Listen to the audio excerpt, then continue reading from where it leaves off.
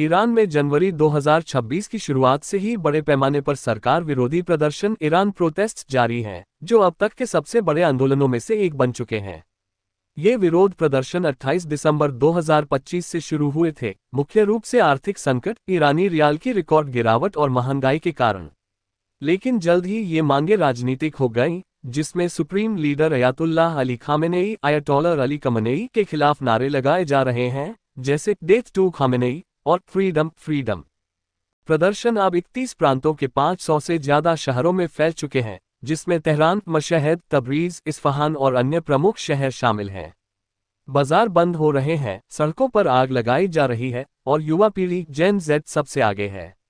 कई जगहों पर पुरानी पहलवी राजवंश पालवी डायनेस्टी के झंडे लहराए जा रहे हैं और कुछ प्रदर्शनकारी राजशाही की बहाली की मांग कर रहे हैं।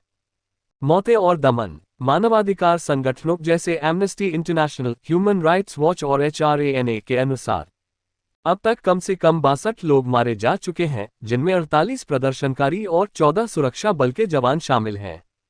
हजारों गिरफ्तारियां हुई हैं। सुरक्षा बलों IRGC और पुलिस ने लाइव फायरिंग, टीयर गैस और धातु की गोलियों का इस्तेमाल किया है।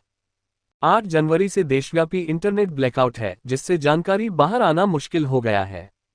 खामेनेई ने 9 जनवरी को टीवी पर संबोधन में प्रदर्शनकारियों को वैंडल्स और सैबोटर्स कहा और आरोप लगाया कि वे अमेरिका के राष्ट्रपति डोनाल्ड ट्रंप को खुश करने के लिए अपनी सड़कें बर्बाद कर रहे हैं। उन्होंने कहा कि ईरान पीछे नहीं हटेगा और विदेशी ताकतों, खासकर अमेरिका को दोषी ठहराया। ट्रंप की चेतावनी और ईरान की तैयारी।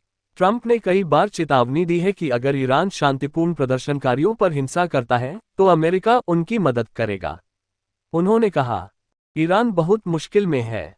अगर वे गोली चलाएंगे तो हम भी गोली चलाएंगे। हम लॉक्ड एंड लोडेड हैं और तैयार हैं। ट्रंप ने यह भी कहा कि अमेरिका बूट्स ऑन ग्राउंड नहीं भेजेगा, लेकिन जरूरत पड़ने पर कड़ी कार्रवाई करेगा। ईरान की ओर से आर्मी चीफ ने पूर्व आक्रामक हमले की धमकी दी है। डिफेंस काउंसिल ने कहा कि अगर खतरा महसूस हुआ तो पहले हमला किया जा सकता है। IRGC ने हाल ही में मिसाइल और एयर डिफेंस एक्सरसाइज की है, जिसमें हजारों मिसाइलें तैयार बताई गई हैं। खामेनेई ने ट्रंप पर ईरानियों का खून लगाने का आरोप लगाया।